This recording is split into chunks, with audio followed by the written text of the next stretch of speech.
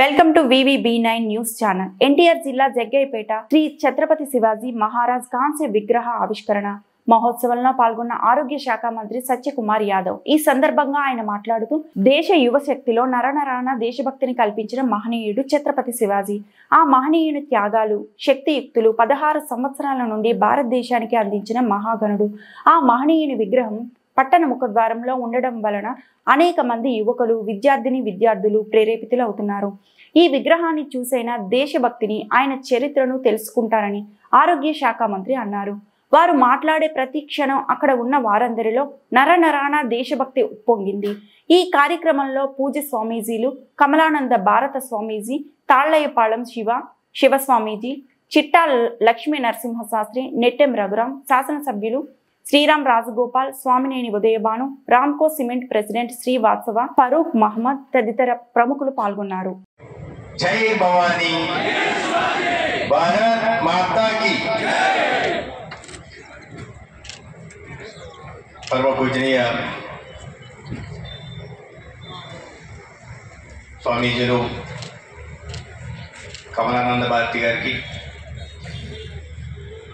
శివస్వామి వారికి, లక్ష్మీ నరసింహ శాస్త్రి గారి పాదపద్మాలకు నమస్కరిస్తూ ఈనాటి కార్యక్రమ సభాధ్యక్షులు శ్రీరామ్ రాజగోపాల్ గారికి, రాష్ట్రీయ స్వయం సేవక్ సంఘ్ దక్షిణ మధ్య ప్రచారక్ పెద్దలు మాన్య శ్రీ భరత్జీకి, పార్టీ సీనియర్ నాయకులు, తెలుగుదేశం పార్టీ సీనియర్ నాయకులు, మాజీ మంత్రివర్యులు, దశాబ్దాలుగా ఈ ప్రాంతంలో ప్రజాసేవకు అంకితమైన జనసేన పార్టీ నాయకులు స్వామినేని ఉదయభాను గారు, భారతీయ జనతా పార్టీ నాయకులు మాన్య శ్రీనివాసరావు గారు, మున్సిపల్ చైర్మన్ సోదరులు రాఘవేంద్ర గారు, కుమార్ రాజా గారు, రామ్కో సిమెంట్స్ అధ్యక్షులు శ్రీవాసవ గారు, ఈ ప్రముఖులకి, హిందూ బంధువులందరికీ కూడా నమస్కారం. ఎంతో ఆధ్యాత్మిక ప్రాశస్త్యం, చారిత్రక నేపథ్యం కలిగిన జగ్గయ్యపేటలో ఈ భర్త జాతికి స్ఫూర్తి శిఖరం ఛత్రపతి శివాజీ మహారాజ్ కాంస్య విగ్రహాన్ని ఇవాళ ఆవిష్కరించుకోవడం, దాంట్లో ఇంతమంది పెద్దలతో కలిసి భాగస్వామిని కావడం నాకు చాలా గర్వకారణంగా ఉంది. నా అదృష్టంగా కూడా నేను భావిస్తున్నాను. అటువంటి ఒక బృహత్తర కార్యక్రమానికి శ్రీకారం చుట్టి ఇవాళ ఛత్రపతి శివాజీ మహారాజ్ అద్భుత విగ్రహం ఈ జగ్గయ్యపేటలో ఆవిష్కరింపబడడానికి కారణమైన కమిటీ సభ్యులు నోముల రఘు, వెంకటేశ్వరరావు గారు, భాస్కర్ గారు, నరేంద్ర గారు, రవిచంద్ర గారు, అదేవిధంగా ఈ అద్భుతంగా ఈ విగ్రహాన్ని మలిచి జీవకళ ఉట్టిపడేలాగా మలిచిన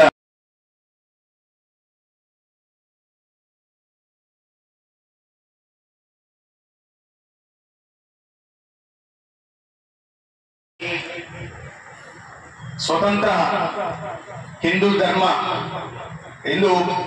రాజ్య స్థాపనకి ఒక ప్రతీక. కోట్లాది మంది భారతీయుల ఆశలకి, ఆకాంక్షలకి ప్రతిబింబం. చిన్నతనంలోనే హైందవ ధర్మం ఉత్కృష్టతని గుర్తెరిగి ఒక విశాల హిందూ సామ్రాజ్యాన్ని స్థాపించాలనే ఒక లక్ష్యంతో ఛత్రపతి శివాజీ మహారాజ్ జీవితం ఏంటో అనేది వారు చాలా కళ్ళ కట్టినట్టుగా స్వామీజీ కమలానంద భారతి గారు కానీ, శివస్వామి గారు, రఘురాం గారు, భరత్జీ మరింత విపులంగా చెప్పే ప్రయత్నం చేశారు.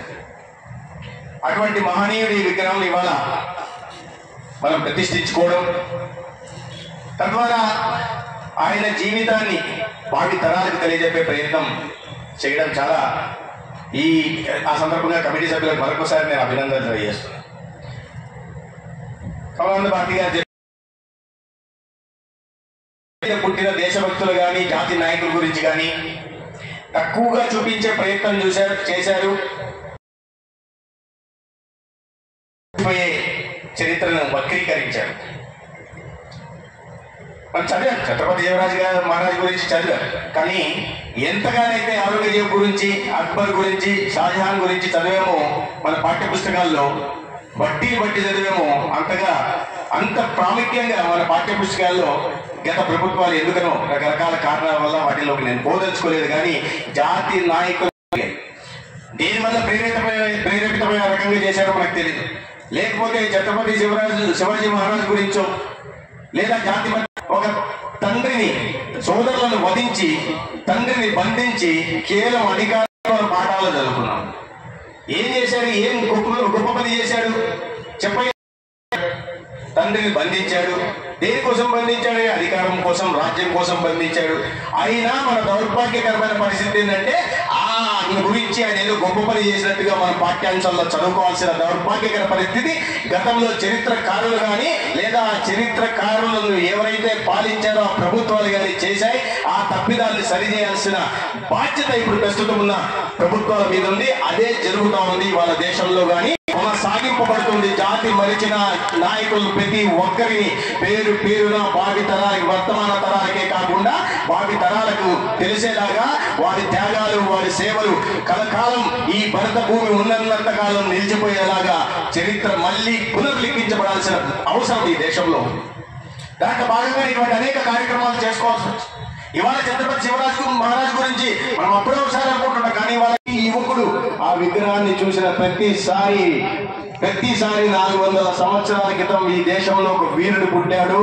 ఒక పంజాబ్ నుంచి తంజావూరు దాకా ఒక విశాల హిందూ సామ్రాజ్య స్థాపన కోసం పరితపించాడనే విషయాన్ని ప్రతి యువకుడు తెలుసుకుంటాడు. ఆ తెలుసుకోవడం కోసమే ఇటువంటి పనులు చేయాల్సిన అవసరం ఉంది. అంతేగాని రాజకీయ నాయకుల విగ్రహాలుగా అధికారం ఉంది కదా అని చెప్పి కుటుంబ సభ్యుల విగ్రహాలు పెట్టుకోవడం గొప్ప కాదు. ఈ